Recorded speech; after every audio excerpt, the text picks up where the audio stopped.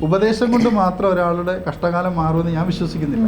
ഇപ്പം പല രീതിയിലുണ്ടല്ലോ, മോട്ടിവേഷൻകാരും ഒക്കെ ഉണ്ട്. അപ്പോൾ നിങ്ങൾ അങ്ങനെ ചെയ്യൂ, അങ്ങനെ ചെയ്യാം, അങ്ങനെ നിങ്ങൾക്ക് കയറി വരാം എന്നൊക്കെ പറയുന്നവർ. ഇപ്പോൾ ഒരാൾ വെള്ളത്തിൽ മുങ്ങിച്ചാകാൻ പോകുന്നു, അയാളടുത്ത് എങ്ങനെ രക്ഷപ്പെടും എന്ന് പറഞ്ഞിട്ട് കാര്യമുണ്ടോ? നീ നല്ലോണം നീന്തു എന്ന് പറഞ്ഞിട്ട് കാര്യമില്ല. അയാളെ രക്ഷിക്കാനായിട്ട് എന്തെങ്കിലും മാർഗ്ഗങ്ങൾ നമ്മളും കൂടി ചെയ്തു കൊടുക്കുകയാണെങ്കിൽ അദ്ദേഹത്തിന് എളുപ്പമുണ്ട്. ഒരു സാമ്പത്തിക പ്രശ്നമായി ഒരു ജോത്സ്യനെ ഒരാൾ സമീപിക്കുമ്പോൾ എന്താണ് അവർക്ക് കൊടുക്കുന്ന ഒരു അഡ്വൈസ്? രാശിപ്രകാരം ഇപ്പം അവർക്ക് ഇപ്പം നമ്മൾ ആദ്യമേ അവരുടെ നാള് നോക്കും. നാള് എന്താണെന്നുള്ളത് നമ്മളെ ചോദിക്കുകയാണ്. അപ്പം നാളും പേരും പറഞ്ഞ് നമ്മൾ ആ നാള് പറയുമ്പോൾ തന്നെ നമ്മൾ അതിൻ്റെ ദശാകാലം നമ്മൾ അന്നേരം കൂട്ടിയെടുക്കുകയാണ്. ദശാകാലം കൂട്ടിയെടുത്ത് അത് ജനിച്ച സമയം അറിയാവുന്നവരാണെങ്കിൽ ജനിച്ച സമയം പറയാൻ പറയും, ഡേറ്റ് ഓഫ് ബർത്ത് സമയം പറയാൻ പറയും. അതിട്ട് അന്നേരം തന്നെ നമ്മൾ ആ ഗ്രഹനില എടുക്കുകയാണ്. ആ ഗ്രഹനില എടുത്തിട്ട് ഗർഭശിഷ്ടദശ എന്ന് പറയും. ആദ്യത്തെ ബാല്യകാലത്തിലെ ശിഷ്ടദശ നോക്കും. അതിട്ട് ഇപ്പോൾ ഉള്ള വയസ്സിൻ്റെ അവസ്ഥ ഏതാണ് വന്നിരിക്കുന്നത്, ദശാസന്ധിയിലാണോ, ഏത് ദശയാണ് ഇനി വരാൻ പോകുന്നത്, അല്ലെ വന്നിരിക്കുന്നത്, തീർന്നിരിക്കുന്നത്, കണ്ടകശനിയുണ്ടോ, ഏഴശനിയുണ്ടോ, അഷ്ടമശനിയുണ്ടോ, ഏത് ഇതാണെന്ന് നമ്മൾ നോക്കും. നോക്കിയതിന് ശേഷം ഒന്നും മിണ്ടുകയില്ല. എൻ്റെ സ്ഥിതിക്ക് ഞാൻ ആദ്യം ഒന്നും പറയാറില്ല. എന്നിട്ട് ഞാൻ രാശി വയ്ക്കും. ഈ നാളും പേരും പറഞ്ഞ് വീട്ടുപേരും എല്ലാം പറഞ്ഞ് രാശി വയ്ക്കും. ഈ രാശി വെച്ച് എനിക്ക് കിട്ടുന്ന രാശി, ആ രാശി ഈ അനുഭവമായിട്ട് ഞാൻ കമ്പയർ ചെയ്യും. അതായത് വന്ന ആളുടെ അനുഭവമായിട്ട്. കാരണം അതെന്ന് പറഞ്ഞാൽ പുള്ളി എൻ്റെ അടുത്ത് പറഞ്ഞിട്ടില്ല.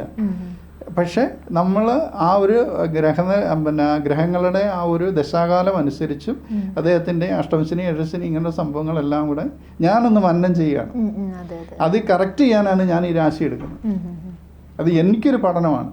എനിക്ക് അങ്ങോട്ട് പറയുമ്പോൾ തെറ്റിപ്പോകാൻ പാടില്ല. കാരണം ഈ ആൾ എന്നിൽ ഒത്തിരി പ്രതീക്ഷയായിട്ടാണ് വന്നിരിക്കുന്നത്. ഇദ്ദേഹം പറയും, ആരെങ്കിലും പറഞ്ഞിട്ടായിരിക്കും അത് ഇന്ന ആൾ വിജയകുമാർ നല്ലപോലെ പറയുന്ന ആളാണ്, അദ്ദേഹത്തിൻ്റെ അടുത്ത് ചെന്ന് കഴിഞ്ഞാൽ നമ്മുടെ കാര്യങ്ങളൊക്കെ പറഞ്ഞു തരും.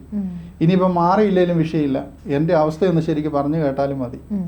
പല ആൾക്കാർക്കും അങ്ങനെ ഒരു സാറ്റിസ്ഫാക്ഷനാണ്. അങ്ങനെ എൻ്റെ കാര്യമൊക്കെ പറഞ്ഞു, അപ്പം ഇത് ഞാൻ അനുഭവിക്കാനുള്ളത് തന്നെയാണ്. അപ്പോൾ പുള്ളി അങ്ങനെയല്ലേ അറിയുന്നത്. അപ്പം എന്നുള്ള ഒരു രീതിയിലേക്ക് നമുക്കതിനെ കൊണ്ടുവരാൻ പറ്റുന്നുണ്ട്. അപ്പം എന്നെ സഹായിക്കാൻ പറ്റുക എന്ന് പറഞ്ഞു കഴിഞ്ഞാൽ, ഇപ്പോൾ ദശാസന്ധിയൊക്കെ ആണെങ്കിൽ ഒരു വർഷത്തേക്ക് നമ്മൾ അവരുടെ ആ ഒരു ഈ കഷ്ടകാല സമയത്തിന് വഴിപാടുകൾ നമ്മൾ പറഞ്ഞു കൊടുക്കും. പിന്നെ ധനപരമായിട്ട് ബിസിനസ്സുകാരൊക്കെ ആണെങ്കിൽ അവർക്ക് നമ്മൾ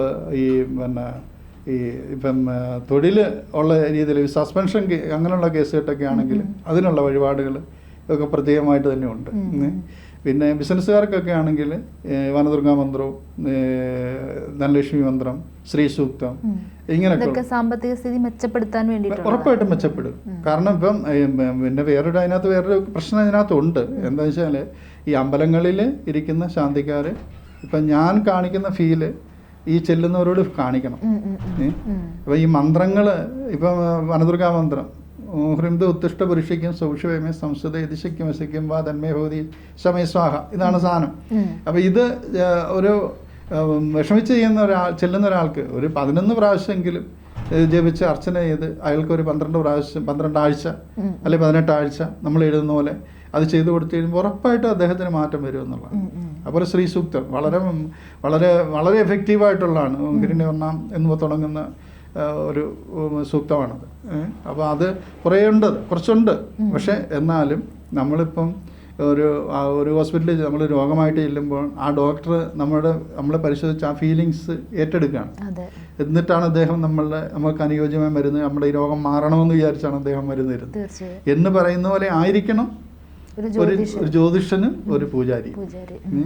ഇപ്പം എന്നെ സംബന്ധിച്ച് ഞാനിപ്പോൾ ഇരിക്കുന്ന ക്ഷേത്രത്തിൽ പിന്നെ മേൽശാന്തിയായാലും പിന്നെ എല്ലാവരും അപ്പം അത് കറക്റ്റായിട്ട് ചെയ്യുന്നുണ്ട്. അപ്പം അത് ചെയ്യും. കാരണം അവർക്ക് അറിയുകയും ചെയ്യാൻ അവർ ചെയ്യുന്നുണ്ട്. അപ്പോൾ അങ്ങനെ ചെയ്യുമ്പോൾ ആ അമ്പലത്തിലേക്ക് ആൾക്കാർ കൂടുതൽ വരും. എന്നെ കാണാൻ വരുന്ന ആൾക്കാർക്ക് എന്ത് പറയും, ജ്യോത്സ്യർ അത് എഴുതി ഇവിടെ ചെയ്തപ്പം മാറ്റം വന്നു, പരിഹാരമായി എന്ന് പറയുന്ന ഒത്തിരി ആൾക്കാരുണ്ട്. കാരണം ബിസിനസ് എന്ന് പറയുന്നത് സത്യം പറഞ്ഞാൽ ഒരു ധൈര്യമുള്ളവർക്ക് ഉള്ളൊരു പറഞ്ഞ പരിപാടിയായിട്ടാണ് ഞാൻ കണ്ടിരിക്കുന്നത്. കാരണം എന്താ വെച്ചാൽ നാളെ എന്താകുമെന്ന് ഇത് അറിയില്ല. കാരണം ഈ ലക്ഷങ്ങളും കോടികളും ചിലപ്പോൾ നമ്മുടെ കയ്യിൽ വന്നെന്നിരിക്കും. കഷ്ടകാലവും സമയമോശവും വരുമ്പോൾ ചിലപ്പോൾ അതിൽ ഭയങ്കര നഷ്ടങ്ങളും സംഭവിക്കും. അന്നേരവും പിടിച്ചു നിൽക്കണമെന്നുണ്ടെങ്കിൽ ഏതേലും ആചാര്യന്മാരും ഇതുപോലുള്ള എന്തെങ്കിലും നല്ല ഒരു മോട്ടിവേഷൻ കൊടുക്കുന്ന ആൾക്കാർ ആവശ്യമുണ്ട് എന്നാണ് ഞാൻ വിശ്വസിക്കുന്നത്. കാരണം എന്ന് പറഞ്ഞാൽ ഉപദേശം കൊണ്ട് മാത്രം ഒരാളുടെ കഷ്ടകാലം മാറുമെന്ന് ഞാൻ വിശ്വസിക്കുന്നില്ല. അതുകൊണ്ട് ഇപ്പം നമ്മുടെ കോട്ടയം ഭാഷയിൽ ഉന്തിൻ്റെ കൂടെ ഒരു തള്ള് അത്രേ. അപ്പോൾ ഈ ഇപ്പം പല രീതിയിലുണ്ടല്ലോ മോട്ടിവേഷൻകാരും ഒക്കെ ഉണ്ട്. അപ്പോൾ നിങ്ങൾ അങ്ങനെ ചെയ്യൂ, അങ്ങനെ ചെയ്യാം, അങ്ങനെ നിങ്ങൾക്ക് കയറി വരാം എന്നൊക്കെ പറയുന്നവർ. പക്ഷേ വളരെ ദാരിദ്ര്യപ്പെട്ട് ഒരു രൂപ പോലും എടുക്കാനില്ലാത്ത ഒരവസ്ഥയിൽ എത്തുന്ന ഒരു മനുഷ്യൻ, ആ മനുഷ്യൻ്റെ അടുത്ത് മോട്ടിവേഷൻ ചെയ്തിട്ട് കാര്യമുണ്ടോ? ഇല്ലെന്ന് ഞാൻ വിശ്വസിക്കും. അതിനുള്ള ഇപ്പോൾ ഒരാൾ വെള്ളത്തിൽ മുങ്ങിച്ചാകാൻ പോകുന്നു, അയാളടുത്ത് എങ്ങനെ രക്ഷപ്പെടും എന്ന് പറഞ്ഞിട്ട് കാര്യമുണ്ടോ?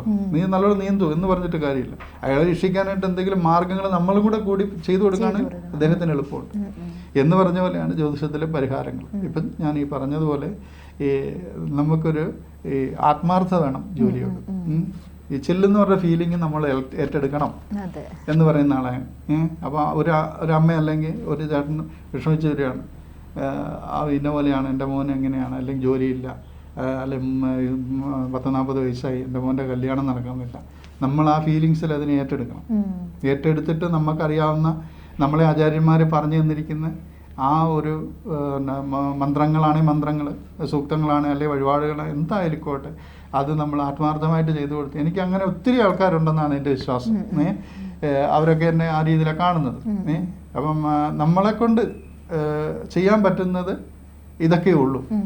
നമ്മുടെ കഴിവ് മന്ത്രത്തിൽ കൂടെ തെളിയിച്ചു കൊടുക്കുമ്പോൾ ആ മന്ത്രം കണ്ടുപിടിച്ച ആചാര്യന്മാർക്ക്, ഇപ്പം നമ്മൾ ഈ അഹർബുദ്ദിന്യാക്ഷി എന്ന് പറഞ്ഞിട്ട് നമ്മൾ ഈ ഇങ്ങനെ തൊട്ട് നമ്മൾ ജപിക്കാറുണ്ട്, ഗായത്രി എന്താ ഇങ്ങനെയൊക്കെ പറഞ്ഞ് നമ്മൾ ജപിക്കാറുണ്ട് അല്ലേ? അപ്പോൾ ആ ജപിക്കുന്നത് എന്ന് പറഞ്ഞാൽ ആ മന്ത്രം തന്ന ഋഷിയെ നമ്മളൊന്ന് സ്മരിക്കുകയാണ്, ഓർക്കുകയാണ്, ഒരു നന്ദിയാണത്. അപ്പോൾ എന്ന് പറഞ്ഞ പോലെ നമ്മൾ എപ്പോഴും അവരെ എല്ലാം ഓർത്തുകൊണ്ട്, അല്ലെങ്കിൽ ഞാൻ പറഞ്ഞില്ല, ഈ ആചാര്യന്മാരെ എല്ലാം സ്മരിച്ചുകൊണ്ട് നമ്മളൊരു വഴിപാട് എഴുതി കൊടുത്താൽ, ആത്മാർത്ഥമായിട്ട് നമ്മൾ എഴുതി കൊടുത്താൽ, അത് ഈ പറഞ്ഞ രീതിയിൽ ഒരു പൂജാരി ചെയ്താൽ ആ വരുന്ന മനുഷ്യൻ്റെ ദോഷങ്ങൾ ഉറപ്പായിട്ടും കുറയുകയും ചെയ്യും. അയാളുടെ ആ ബുദ്ധിമുട്ടുകൾ കുറഞ്ഞ് പുള്ളി നല്ല രീതിയിലാവുകയും ചെയ്യും. നമുക്ക് എന്തുണ്ടാവും? ഈ ഒരു മതത്തിൻ്റെ ഒരു വലിപ്പമല്ല ഞാൻ ഈ പറയുന്നത്. മനുഷ്യൻ്റെ ആ വിഷമങ്ങൾക്ക് പരിഹാരം ഉണ്ടാക്കി കൊടുക്കുന്നത് ഏതാണോ അത് ഏത് മതമായാലും നല്ല ഒരു ഇതാണെന്ന് ഞാൻ വിശ്വസിക്കുന്നു. കാരണം സഹാനുഭൂതിയോടൊരു ആശ്വസിപ്പിക്കലാണ് ഇതെല്ലാം. അപ്പം ഈ പറഞ്ഞ പോലെ ഒരാൾ സങ്കടപ്പെട്ട് വരുമ്പോൾ അയാളുടെ ദുരിതങ്ങളെ ചൂണ്ടിക്കാണിച്ച് വലിയ പൂജകൾ എഴുതി കൊടുക്കുന്ന ആൾക്കാരുമുണ്ട്. അത് ഈ പറഞ്ഞ പോലെ ഇടിവെട്ടിയവനെ പാമ്പ് കടിക്കുന്നു പറഞ്ഞാൽ അതൊരിക്കലും ചെയ്യാൻ പാടില്ല. ഇപ്പം എൻ്റെ അടുത്ത് വന്നു കഴിഞ്ഞാൽ ഞാൻ അങ്ങനെ ചെയ്യാറില്ല. ഞാൻ പറഞ്ഞ ചേട്ടാ ഇപ്പോൾ മൊത്തം ഇതായിട്ട് നിൽക്കില്ല, ചേട്ടനൊന്നും ചെയ്യണ്ട, ചേട്ടൻ ഇത് ചെയ്താൽ മതി, ചെയ്ത് പയ്യെ കയറി വന്നാൽ മതി, ധൃതി വെക്കണ്ട എന്നൊക്കെ പറഞ്ഞ് ആശ്വസിപ്പിച്ച് പറഞ്ഞു വിട്ടാണ് ഞാൻ ഈ കാര്യങ്ങളൊക്കെ ചെയ്യിപ്പിക്കാറുള്ളത്. പൈസ ഉള്ളപ്പോഴത്തേക്ക് ഇപ്പം നമുക്ക് ഒത്തിരി ആൾക്കാർ എൻ്റെ അടുത്ത് വന്നിട്ട് പൈസകൾ ഉള്ളവർ ഞങ്ങൾക്കൊരു പൂജ ചെയ്യണം എന്ന് പറഞ്ഞ് വന്നിട്ട് ചെയ്യിപ്പിക്കാറുണ്ട്. അതൊക്കെ എന്ന് പറയുമ്പോൾ അവർക്ക് ആ വിശ്വാസം ഉള്ളതുകൊണ്ട് ചെയ്യുന്ന ഈ പൂജകൾ എപ്പോഴും നമ്മൾ ഒരാളെ പിന്നെ ചൂഷണം ചെയ്യുന്ന രീതിയിലേക്ക് പോകരുത്. കാരണം അയാളുടെ ഇപ്പോഴുള്ള ദാരിദ്ര്യാവസ്ഥയെ നമ്മൾ ചൂഷണം പണ്ടുള്ള വിരക്കി തീ പിടിക്കും വാഴ വെട്ടോ എന്ന് പറഞ്ഞുള്ള പരിപാടി, ആ പരിപാടിയോട് എനിക്ക് ഒട്ടും താല്പര്യമുള്ള ആളാണ്. എന്ന് പറഞ്ഞാൽ നമ്മൾ ഈ പറഞ്ഞ പോലെ ഒരു സേവനമായിരിക്കണം, നമുക്ക് ജീവിക്കുകയും വേണം. ഞാനും ദക്ഷിണയൊക്കെ മേടിക്കാറുള്ള ആളാണ്. പക്ഷേ എന്നിരുന്നാൽ തന്നെ അത് മറ്റൊരാൾക്ക് അരോചകമാകുന്ന രീതിയിലോ മറ്റൊരാൾ വെളിയിൽ ഇറങ്ങി നമ്മളെ ഇതാക്കി പറയുന്ന രീതിയിലോ ആകരുത് എന്ന് പറയുന്ന ഒരാളാണ്. ഈ സാമ്പത്തിക പ്രശ്നങ്ങൾ അതുമായിട്ട് ബന്ധപ്പെട്ടിട്ട് വ്യാഴമാണ് അതുമായിട്ട് ബന്ധപ്പെട്ട ഉറപ്പായിട്ടും ധനകാരകത്വം വ്യാഴത്തിന്. പിന്നെ 2ാം ഭാവാധിപൻ, അതായത് ജാതകത്തിലെ 2ാം ഭാവാധിപന് മൗഢ്യം ഉണ്ടെങ്കിൽ ആ മൗഢ്യമുള്ള ഗ്രഹങ്ങളുടെ അപകാരകാലങ്ങളിലും ദശാകാലങ്ങളിലും സൂക്ഷിക്കേണ്ടതാണ്. അങ്ങനെ അതാണ് ഈ ബിസിനസ്സുകാർക്കൊക്കെ വരുന്ന ഇടയ്ക്ക് വരുന്ന പ്രശ്നങ്ങൾ. അതാണ് ഈ ഗ്രഹങ്ങളുടെ അപകാരം ഇവർക്ക് അറിയാൻ പറ്റത്തില്ലല്ലോ. അപ്പോൾ ഇടയ്ക്ക് വെച്ച് ഇവർ ചിലപ്പോൾ നല്ല രീതിയിൽ ഇൻവെസ്റ്റ് ചെയ്യുന്ന ഒരു സമയമായിരിക്കും. ഇപ്പോൾ കോടിക്കണക്കിന് രൂപ ഇൻവെസ്റ്റ് ചെയ്ത് എന്ത് എക്സ്പോർട്ടിങ്ങും അല്ലെങ്കിൽ ഇമ്പോർട്ടും ഒക്കെ ഉള്ള ആൾക്കാരുണ്ട്. അപ്പോൾ ഇങ്ങോട്ട് വരുന്ന സാധനം അത് എന്തെങ്കിലും ഫെയിലായി പോയി എന്തെങ്കിലും കുഴപ്പങ്ങൾ വന്ന് കോടിക്കണക്കിന് രൂപ നഷ്ടം വന്നവരെ എനിക്കറിയാം. അപ്പോൾ അത് നമ്മുടെ അടുത്ത് വരാത്തവരാണ്. വന്നു കഴിയുമ്പോൾ നമ്മൾ നോക്കുമ്പോൾ ഇന്ന പോലെ നിങ്ങളിപ്പോൾ ഇത് ചെയ്യാൻ പാടില്ലായിരുന്നു, ഇന്ന പോലെ നിങ്ങൾക്ക് ധനനഷ്ടം വന്നു എന്ന് നമ്മൾ അങ്ങോട്ട് ചോദിക്കും. അപ്പോഴത്തേക്കാണ് അവർ ഈ കഥകൾ നമ്മുടെ അടുത്ത് പറയുന്നത്. എന്ന് പറഞ്ഞാൽ ഈ 2ാം ഭാവാധിപൻ്റെ മൗഢ്യാവസ്ഥ, 2ാം ഭാവാധിപൻ്റെ ബലക്കുറവ്, ഇതെല്ലാം നമ്മൾ ചിന്തിക്കണം. പിന്നെ അംശവശാൽ ഈ 2ാം ഭാവാധിപൻ നീചരാശിയിൽ പതിക്കുക, ഇതെല്ലാം ഒരു ഗ്രഹത്തിൻ്റെ ബലക്കുറവിനെ സൂചിപ്പിക്കുന്നു എന്നാണ്. അപ്പം അതെല്ലാം നമ്മളൊരു പ്രശ്നത്തിലൊക്കെ നമ്മൾ ഉപയോഗിക്കണം. സമയമെടുത്ത് പറഞ്ഞാൽ മതിയെന്നേ. വെളിയിൽ ചിലപ്പോൾ ആളിരിപ്പുണ്ടായിരിക്കും നമ്മളെ കാണാൻ, പക്ഷേ ഈ വന്ന ആളുടെ ഇത് നമ്മൾ കറക്റ്റായിട്ട് ചെയ്തു കൊടുക്കണം. എൻ്റെ രീതി അങ്ങനെയാണ്. പ്രശ്നങ്ങൾക്കൊരു പരിഹാരം എന്ന് പറഞ്ഞാൽ ഈ ചില ആൾക്കാരെന്ന് പറഞ്ഞു കഴിഞ്ഞാൽ വെളിയിലിരിക്കുന്ന ആൾക്കാർ അവരെങ്ങനെ പോയെങ്കിലോ, അപ്പം അതുകൊണ്ട് ഈ കിട്ടിയ ആളെ ശരിക്കും കൈകാര്യം ചെയ്തില്ല, പറഞ്ഞു കൊടുക്കത്തില്ല. കാരണം അവരുടെ സംശയം തീർത്ത് അവർക്ക് നല്ല ആശ്വാസം കൊടുക്കുന്ന ഒരു തൊഴിൽ തന്നെയാണിത് എന്നാണ് എൻ്റെ വിശ്വാസം. അതായത് ഒരു തരത്തിലൊരു കൗൺസിലിംഗ് ഉറപ്പായിട്ടും അതെ. എല്ലാവരുടെയും പ്രശ്നങ്ങൾ പരിഹരിക്കപ്പെടട്ടെ എന്ന് നമുക്ക് പ്രാർത്ഥിക്കാം. ഉറപ്പായിട്ടും. ജ്യോതിഷമോ വാസ്തുവോ പൂജയോ നിങ്ങൾക്ക് ആവശ്യമുണ്ടോ? താഴെ കാണുന്ന നമ്പറിൽ വാട്സപ്പ് ചെയ്യൂ.